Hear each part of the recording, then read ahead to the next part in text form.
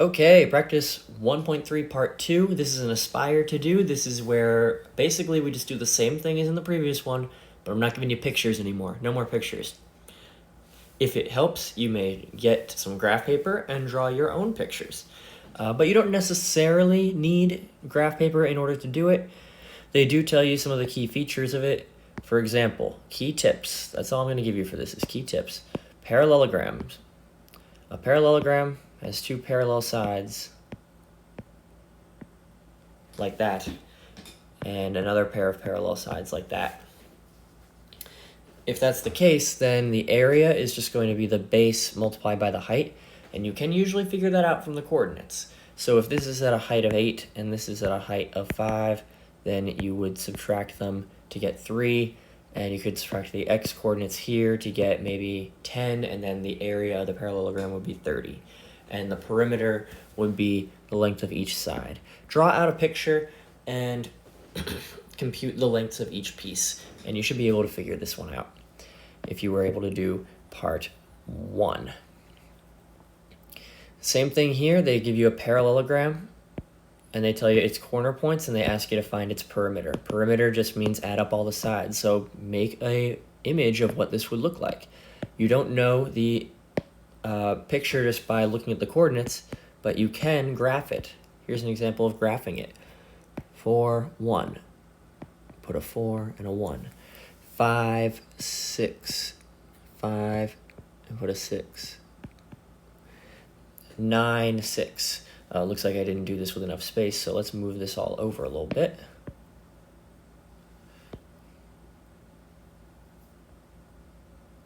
There we go.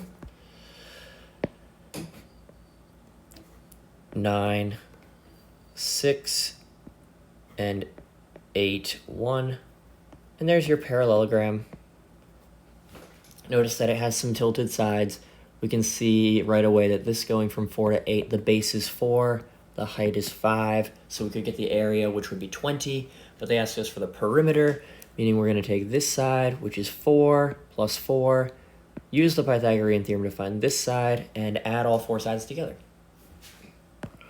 There's really nothing more to this than you're going to add the sides together, but it's not giving you a graph. You have to do it yourself. In this one, just think about the fact that it is a square. It's a square. What do we know about a square? How many sides does it have? What do we know about all the sides? And what kind of quadrilateral is formed by these coordinates? Best thing to do would be to get some graph paper and figure out, am I going the same amount up and down, side to side? So, for example, let's graph point P at 3, 4. That's point P at 3, 4. And Q is at 11, 0. 11 and 0. So that's Q. Distance from here to here. Well, you'll see that it is how far over and how far down. 4 down and 8 over. 11 minus 3. And see if that's the case for all the rest of them. See if that's the case for the rest of them. If it's the same for all of them, 8 and 4, then it's a square. Well, let's see. R is 9, negative 4. 9, negative 4. It's not looking quite the same to me. This side appears to be, we're going over 2 and down 4. Okay, so it's definitely not a square. Let's look at the last one. 1, 0. 1, 0. We get 2 more sides out of this. Well, how high is this? This appears to be going up 4. And since it's at 1 to 9, over 8. Okay, 4, 8. So this side is congruent or the same as this side.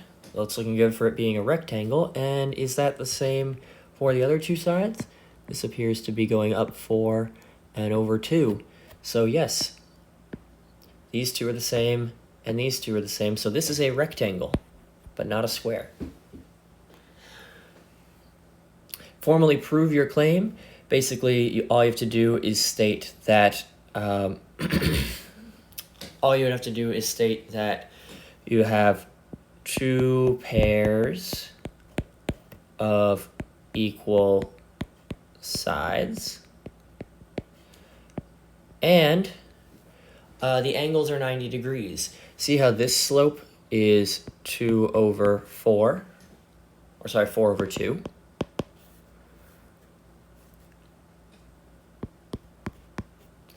And so I'm talking about the red slope here. That's a rise over run of 4 over 2 for that. And then look at the other one.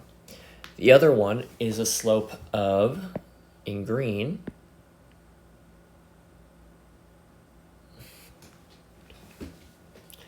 it appears to have a slope of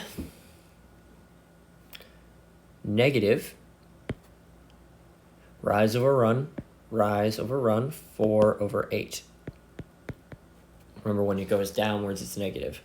But simplify that, that's negative 2 over 4. And look at that.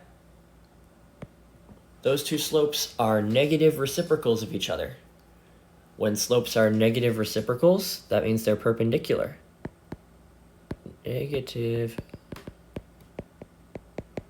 reciprocal slope means the sides, or sorry, the angles, excuse me, are 90 degrees. And then what's the perimeter? Well, all we have to do is just same thing we always do, calculate the length of each side and add them up. Pythagorean theorem gives the green side, Pythagorean theorem gives the red side. Add them up, double it, and that'll be your perimeter. All right. Good luck.